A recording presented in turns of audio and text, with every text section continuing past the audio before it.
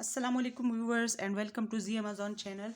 आज के लेसन में मैं मैट्रिसेस में ट्रांसपोज आपको कैसे मालूम करते हैं और ये होता क्या है, इन दो चीज़ों पे आपको मैं रोशनी डालूंगी। ट्रांसपोज अगर डिफ़ाइन कर दिया जाए या इसकी वजाहत की जाए तो इसको यूँ कहा जा सकता है कि transpose of a matrix is the interchange of rose into columns and columns into रोज। यानी कि रोज को कॉलम में चेंज करना और कॉलम्स को रोज में चेंज करना जो है वो दरअसल किसी भी मैट्रिक्स का ट्रांसपोज कहलाता है। जैसे कि पहले लेक्चर में मैं आपको बता चुकी हूँ कि रोज जो है वो इस मैट्रिक्स के हवाले से अगर देखा जाए तो ये हमारे पास बनती है रोज के।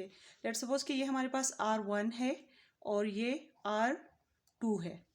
इस तरीके से अगर यहाँ से देखा जाए तो ये हमारे पास है C1 और ये हमारे पास है C2, यानी कॉलम 1 एंड कॉलम 2। यानी इसका मतलब ये हुआ कि इस केस में हमारे पास जो है रोज है वो भी 2 हैं, जबकि जो कॉलम्स हैं उनकी तादाद भी 2 है। 2 रोज एंड 2 कॉलम्स। तो इसका ये इसी से हम इसका ऑर्डर भी मालूम करते हैं, यानी ये 2 by 2 ऑर्डर का मैट्रिक्स है। अब इस मैट्रिक्स का हम ट्रांसपोज कैसे लेते हैं ये मैं आपको बताना चाहती हूँ।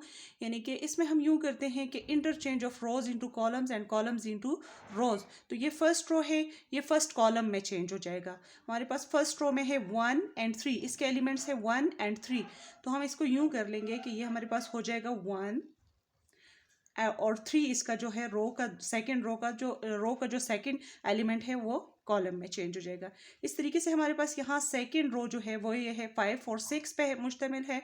तो हम इसको भी इंटरचेंज करेंगे कॉलम में और ये हमारे पास बन जाएगा 5 और 6 के एलिमेंट्स पे मुश्तमिल। और यूँ ये हमारे पास बन जाएगा ट्रांसपोज ऑफ अ मैट्रिक्स। और ट्रांसपोज ऑफ अ मैट्रिक्स जो है उसको हम इस तरीके से लिखते हैं, यानी कि एक के ऊपर एक ट्रांसक्रिप्ट सा लगा देते हैं टी की तरह का। ठीक है, इस तरीके से ये हमारा हो गया, यानी रोज इनटू कॉलम्स हो गए।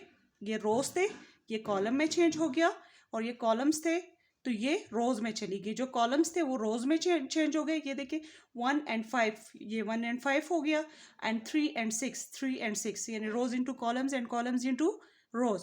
लेट्स सपोज हम एक और एग्जांपल लेते हैं ताकि इसको मज़ीद वजाहत हो जाए। हमारे पास एक मैट्रिक्स है B और इसके एलिमेंट्स हैं लेट्स सपोज ACGN। इसको अगर देखा जाए तो ये भी हमारे पास 2 by 2 ऑर्डर का मैट्रिक्स है, यानी 2 रोज एंड 2 कॉलम्स के। तो इसको जब हम इसका ट्रांसपोज लेंगे तो ये हो जाएगा क्या, ये रो है, दिस इज रो, ये रो है और ये रो है। तो ये जो है हमारे पास बन जाएंगे, कॉलम में चेंज हो जाएंगे A और ये हो जाएगा C और G इधर चला जाएगा और ये हो जाएगा N। इस तरीके से ये हमारे पास B ट्रांसपोज हो गया। इसी को अगर मज़ीद वाज़ेह किया जाए तो ये कुछ इस तरीके से बनेगा कि हमारे पास मज़ीद अगर एक और मैट्रिक्स है और उसका ऑर्डर कुछ चेंज है। लेट्स सपोज 1 - 6 and 5 7 9 - 2, और इस मैट्रिक्स को हम नाम दे देते हैं कोई भी नाम दे देते हैं, A दे देते हैं, लेट्स सपोज कोई सा भी नाम दे देते हैं।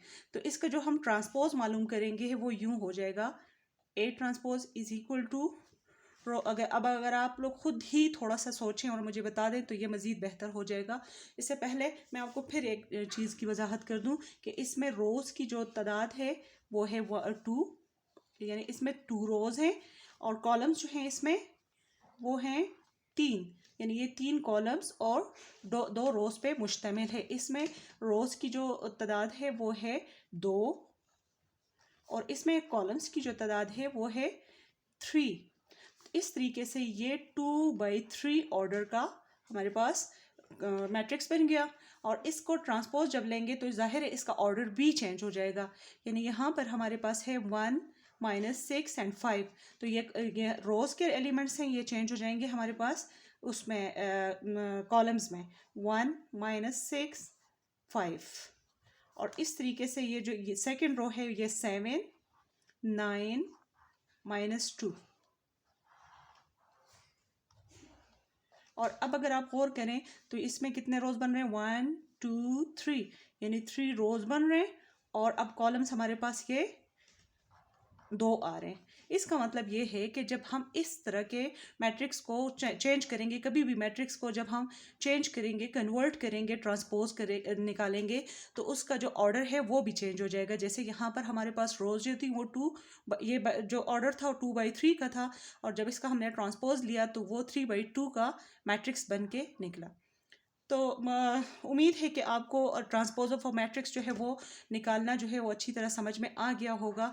अगर आपको ये समझ में आ जाता है तो मैं आपको 3 मैट्रिक्स दे देती हूँ, और आपने लाजमी तौर पे मुझे उसका कमेंट बॉक्स में उसका ट्रांसपोज जो है वो फाइंड आउट करके दे देना है। जैसे कि हमारे पास है CD और EF। इसका आपने लाजमी मुझे ऑर्डर बताना है कि किस ऑर्डर का मैट्रिक्स है, और साथ ही साथ आपने मुझे ये भी बताना है कि इसका ट्रांसपोज लेंगे तो ये क्या बनेगा। ठीक है, इस तरीके से एक हमारे पास अगर बी मैट्रिक्स लिया जाए तो वो है 1 9 5 2 3 -9 -3 एंड -9, ये वाला जो मैट्रिक्स है इसको भी। और एक और हम एग्जांपल ले लेते हैं। लेट्स सपोज हमारे पास वो C मैट्रिक्स है, और वो है कुछ इस तरीके से कि इसमें हमारे पास है 5 9 7 एंड 3 2 9 -9 कर दें। अच्छा, अब इस वाले भी मैट्रिक्स को आप मुझे फाइंड आउट करेंगे और ऑर्डर भी बताएंगे कि ये किस ऑर्डर का मैट्रिक्स बनेगा। ठीक है, मुझे उम्मीद है कि आपको अच्छी तरीके से ये समझ में आ गया होगा, और आप मुझे कमेंट बॉक्स में लाजमी ये बताएंगे कि ये किस ऑर्डर का मैट्रिक्स बनेगा, और ट्रांसपोज लेने के बाद कौन सा इसका पहले और क्या ऑर्डर बनता है, और ट्रांसपोज लेने के बाद इसका क्या ऑर्डर रहेगा।